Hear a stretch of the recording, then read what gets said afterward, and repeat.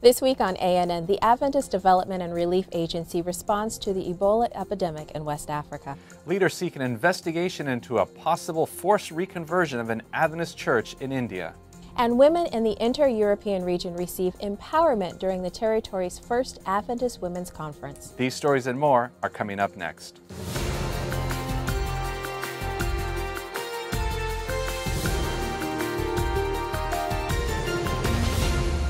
This is ANN, a service of the Seventh-day Adventist World Church. Thanks so much for joining us this week. First in the news, the humanitarian agency of the Seventh-day Adventist Church has partnered with several Adventist health organizations to address the growing Ebola epidemic in West Africa. The Adventist Development and Relief Agency, in a statement this week, announced its partnership with Loma Linda University, Adventist Health International, Adventist Health Ministries, and Global Medic. The coalition will provide $92,000 worth of equipment and supplies to the Cooper Adventist Hospital in Monrovia, Liberia, and the Liberian Ministry of Health.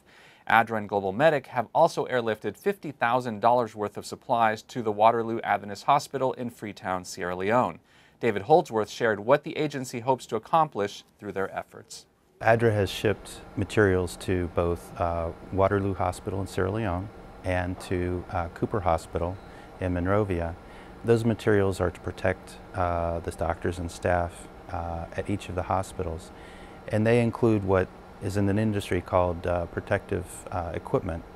So it's things like gloves, the goggles that you see on TV with the doctors wearing, the full suits, and the booties.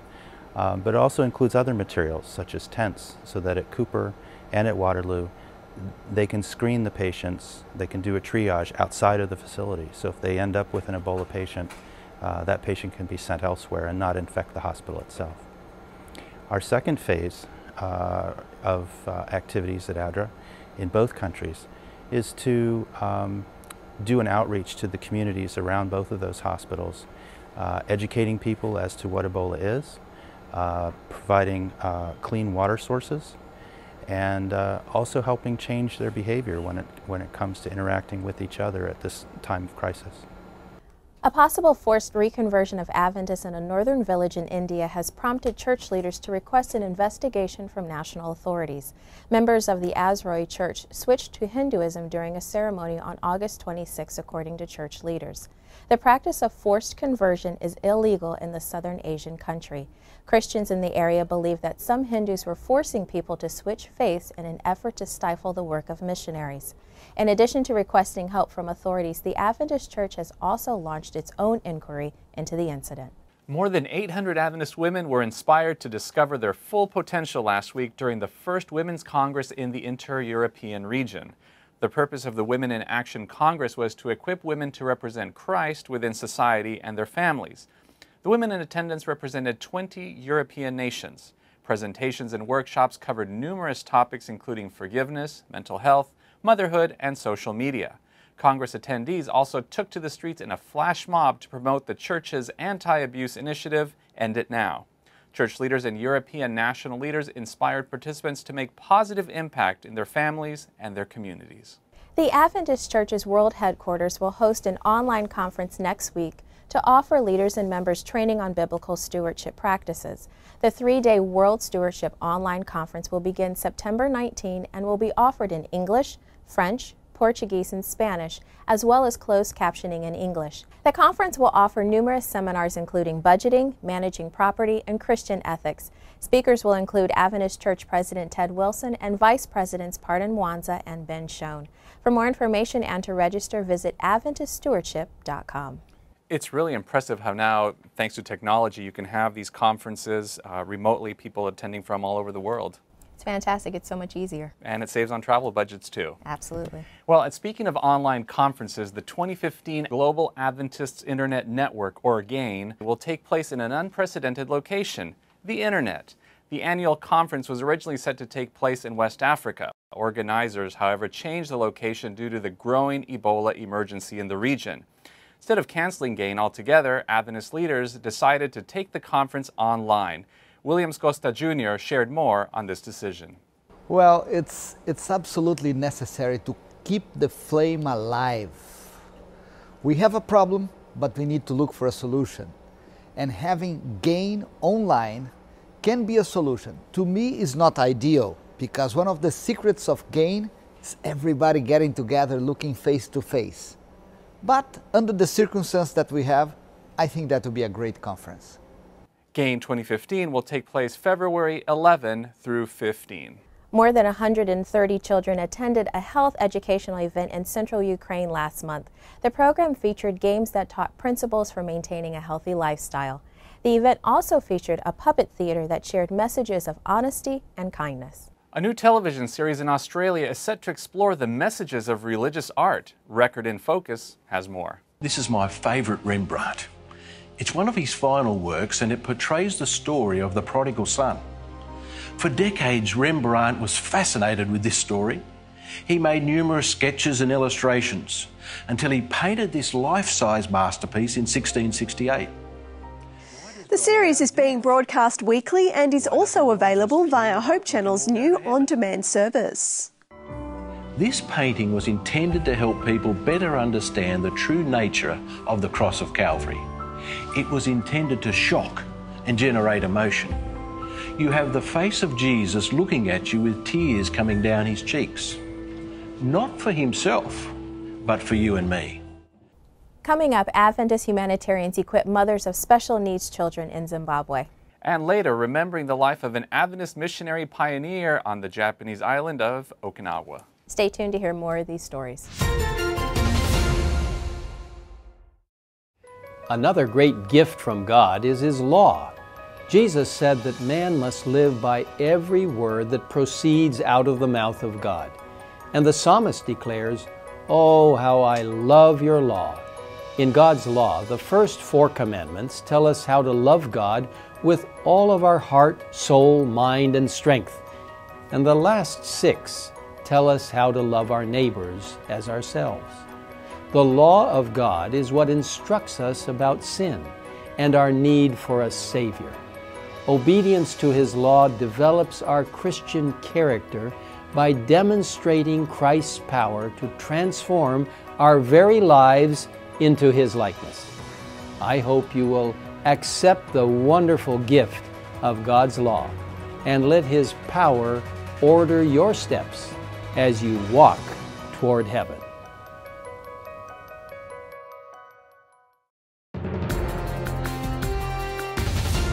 Welcome back. Starting this week, we are extending the news section to cover more stories from our Adventist global community. Adventist humanitarians are helping a group of mothers in Zimbabwe's capital city who want to make a living but cannot leave their children with special needs unattended. Agile volunteers are teaching the women to make batik, skirt, tablecloths, wall hangings, candles, and even peanut butter. The women can make all of these products without leaving their homes. The income generated from selling the products can help the mothers pay for medical expenses and food. Adventist young adults in Split, Croatia recently dedicated a week to learning and implementing creative outreach in their communities. 40 people received training on effective service initiatives and put the practices into action. As part of the Relay Outreach Cafe, the group distributed free meals to people in need, passed out balloons to children, and provided free hairstyling. More than 100 people had an opportunity to experience God's love through the group's acts of kindness. Adventist students in the Central American country of El Salvador had an opportunity to lift up God's name during a band festival last month. The Praising God with Our Talents Festival in Santa Ana drew students from dozens of Adventist schools in the nation. The students played instruments, marched in drill teams, and offered a special prayer for the city. The festival also provided an opportunity for church leaders and members to hold banners that displayed Bible verses and messages of hope. While many Italians go on a holiday break during the month of August, 26 students decided to use their vacation time to focus on local mission projects. The Adventist Italian Youth Department, in partnership with ADRA Italy, provided an opportunity for young people to beautify a city in the Italian island of Sardinia, which is still recovering from a flood that struck in 2013. For 10 days, the students cleaned and restored a local school and a home for the elderly. The students were encouraged to not only embrace mission during their assignment, but to carry it every day of their lives. Adventists in the U.S. state of Michigan participated in a practical outreach to veterans of their communities. Members of the Escanaba Seventh-day Adventist Church helped to distribute 40,000 pounds of food, including fresh fruits, meats, and dairy to veterans and military families. The distribution took place at the Veterans Hospital Medical Center in the city of Iron Mountain. The event was held in partnership with the Feeding America West Michigan Food Bank and was the largest event in the food bank's history. And the first Adventist missionary to the Japanese island of Okinawa died last month at the age of 102 while leaving behind an extensive legacy of service. Elior Jensen opened the island's first church when there were no Adventists among the island's 600,000 residents.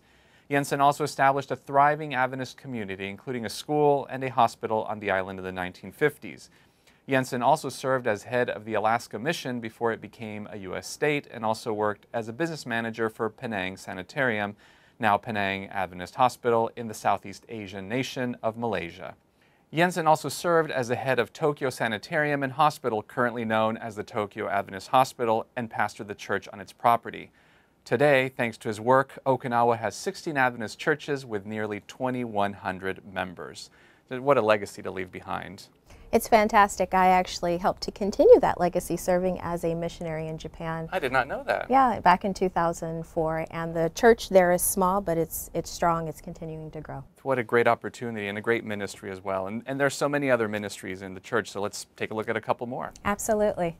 The Sabbath for student Dale Pickett is more than a belief. It's a lifestyle. Pickett explains how his love for the Sabbath reminds him of his passion for fly fishing.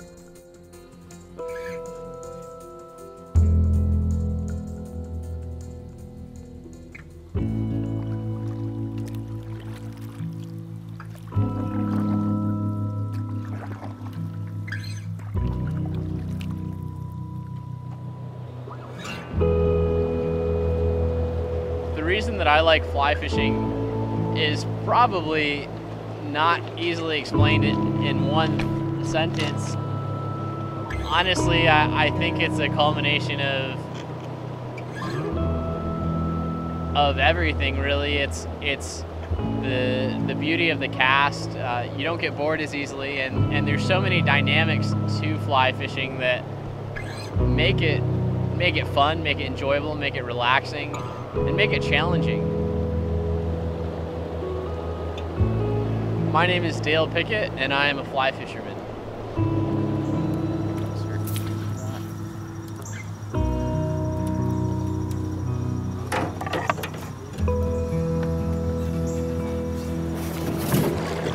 I started fly fishing probably about 6 years ago now. I actually picked it up with my brother-in-law. We both went down to the store and grabbed some really cheap rods and decided to get our feet wet a little bit. It was a pretty interesting experience, to say the least. I mean, we didn't know anything about it whatsoever, and then I just got hooked.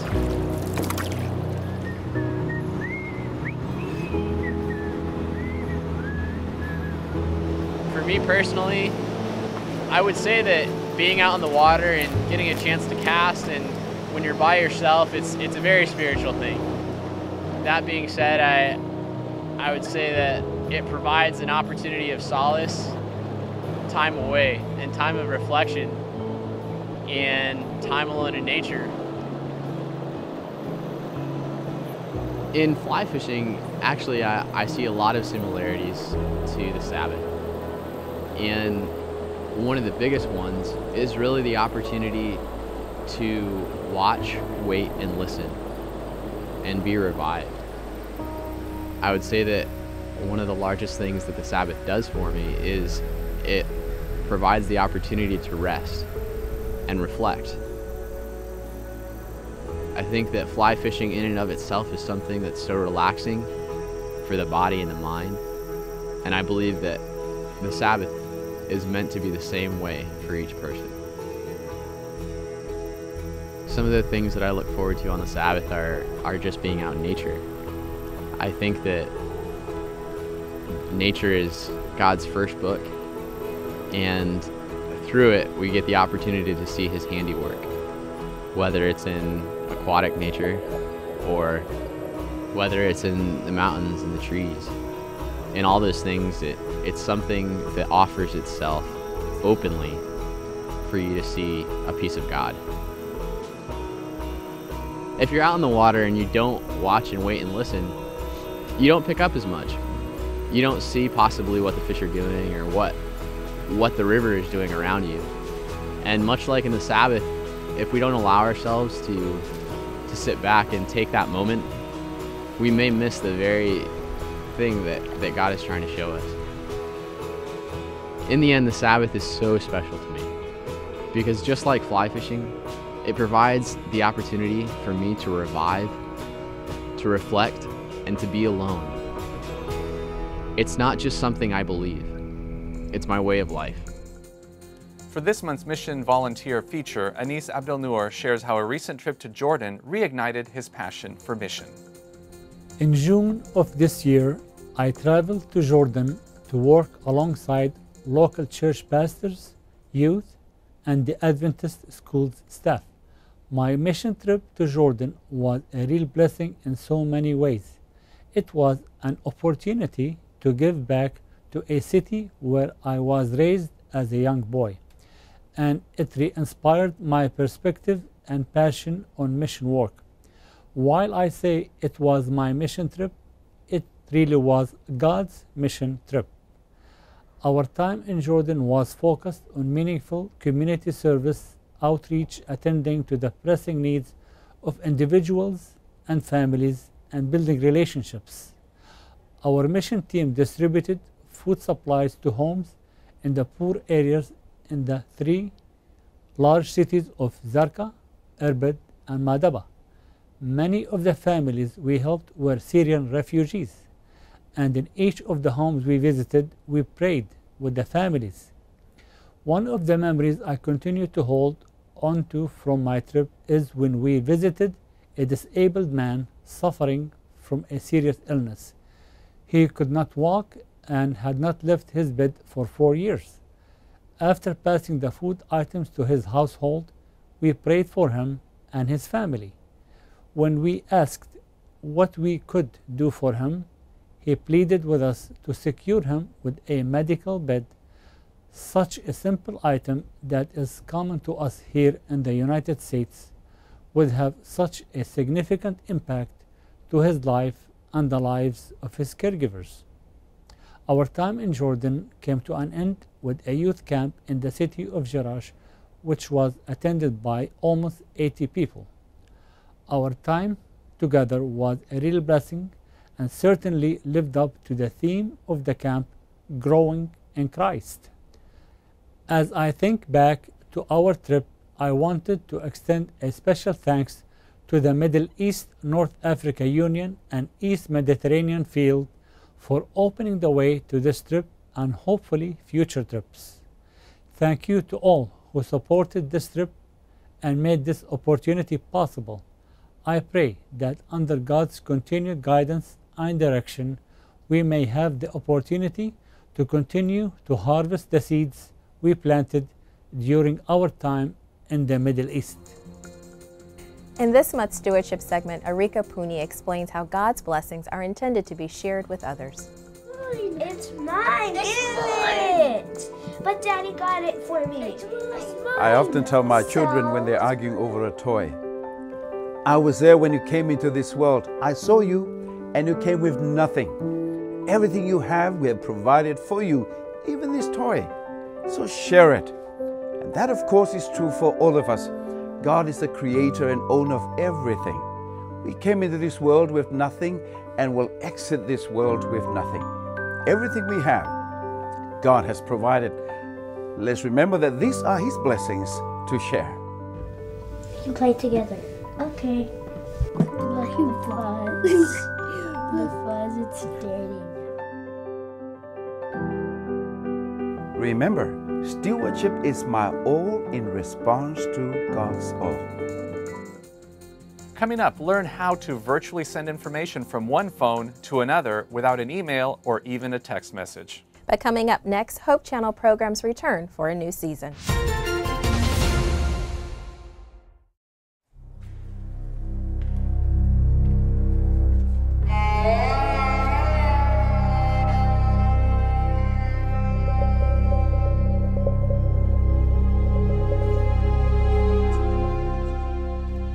Many people came and told Jehoshaphat that a vast army was approaching to wage war against him.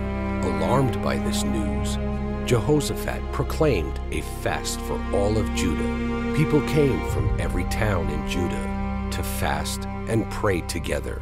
We were part of a large group, and Jehoshaphat was earnestly asking God for assistance. Then a man called Jahaziel stood up and said that Jehoshaphat should not be concerned, that it was not his battle, but God's battle.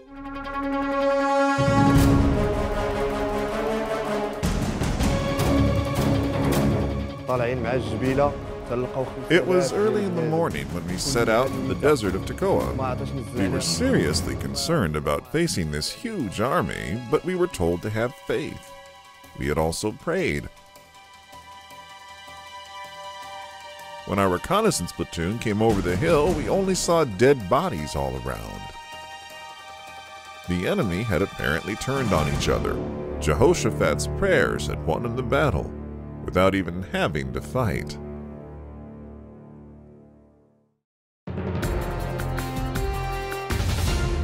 Welcome back. If you're a regular viewer of Hope Channel, you will be happy to note that their programs will soon begin their new season. Carmen McMurdy sends this report. At Hope Channel, we are excited about our fall season, returning our fresh new episodes of your favorite shows. Let's Pray, Go Healthy for Good, Hope Sabbath School, and all the others. Also coming this fall are some new programs. One is Natural Lifestyle Cooking, where the Finley family walks you through, step by step, the process of cooking 3-course vegan meals. But there's a special 4th course in every episode where Pastor Mark Finley shares a unique understanding of how food expresses God's love. Another new show is Missions Today. Produced by Quiet Hour Ministries, this is a reality show that takes you into parts of the world where ordinary people are doing amazing things, oftentimes in difficult situations, to bring about positive change in lives and communities. We love hearing from you. Let us know what you like about Hope Channel. It is our prayer that you are blessed by our programs. For Hope Channel, I'm Carmen McMurdy. Did you know that some phones are equipped to send data just by touching one another? Jesse Johnson explains this technology in this week's Tech Corner. Near Field Communication, or NFC, is a set of standards for smartphones and other mobile devices to establish radio communication with each other by touching them together or bringing them into close proximity. It has been a standard feature with a number of smartphones and is likely to gain another bump in popularity now that the new iPhone 6 includes it as well. NFC is the technology behind the touch payment systems that are becoming more popular. You'll touch your phone to a payment pad to transfer funds. In some areas, you can pay at the parking meter with your NFC device. You can pay at restaurants for your food. NFC technology is available in many smartphones and a number of smartwatches as well. Another popular use of NFC is to transfer data between devices. For example, you can give a photo or video to a friend quickly by touching the backs of the phones together using the built-in NFC. It has made transferring information much easier and more secure. I expect you'll see more NFC devices and payment systems over the next months and years. For this month's Maranatha Volunteers International Report, learn how volunteers built and dedicated 7 churches in the Dominican Republic. In early August, the Seventh-day Adventist Church in the Dominican Republic dedicated 7 new churches. Hundreds of members, including church leadership and representatives from Maranatha Volunteers International, turned out for the ribbon-cutting ceremonies. All of the churches were constructed by Maranatha volunteers during the past year. The mission organization's current effort in the country began in 2013 with a goal of constructing 14 churches in and around the capital city of Santo Domingo.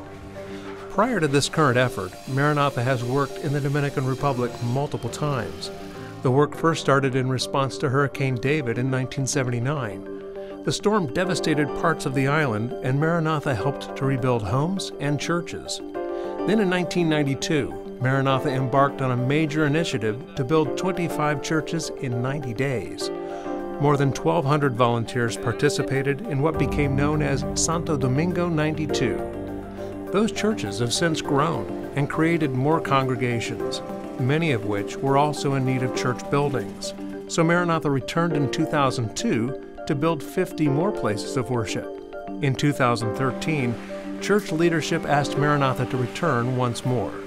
Today, some of the churches being constructed are for groups that have grown out of sanctuaries built during Santo Domingo 92. Learn about how you can be part of Maranatha's special effort in the Dominican Republic by going to maranatha.org. Now let's turn to David Trim for a look at Adventist history. This week, Adventist pioneer Uriah Smith learns the truth of the seventh-day Sabbath. Welcome to This Week in Adventist History. On September 8, in 1966, the first patient was admitted to Bacolod Sanitarium and Hospital. It had begun 5 years earlier as a small rented clinic operated by Dr. Gideon Mercurio in downtown Bacolod City, capital of the province of Negros Occidental in the Philippines. Today, operating as Bacolod Adventist Medical Center, it has 120 beds and last year treated nearly 18,000 patients. On September 9, 1894, legendary American missionary Frank Westphal organized the first Seventh-day Adventist church in what is now the South American Division and one of the first Adventist churches on the South American continent, in the city of Crespo, in the northern Argentine province of Entre Rios. It had 36 members. And 1 year and 1 day later, on September 10, 1895, Westphal began the first ever big tent evangelistic campaign in South America in the town of Diamante, 33 kilometers from Crespo. On September 10, 1852, Uriah Smith first heard the truth of the seventh-day Sabbath during meetings in Washington, New Hampshire. It was a key moment in early Adventism, for only a handful of leaders shaped the movement as much as Uriah Smith. A driving force in the early publishing work, one of the 3 executive officers of the General Conference for 22 of the church's first 25 years, and an enduringly influential exegete of apocalyptic prophecies. That was This Week in Adventist History. Thanks for watching ANN, and please do join us next week for more news from the headquarters of the Seventh-day Adventist Church. In the meantime, join our global conversation on Facebook and Twitter. You can connect with other Adventists worldwide and find links to more stories, photos, and videos. Visit Facebook/Adventist News or Twitter/Adventist Church. And our good news for this week comes from Matthew chapter 11, verse 28. The passage says, "Then Jesus said, 'Come unto me, all of you who are weary and carry heavy burdens, and I will give you rest.'" That's our program for this week, and remember, you can always visit news.adventist.org for daily news and videos. Until next time, God bless. We'll see you next week. Take care.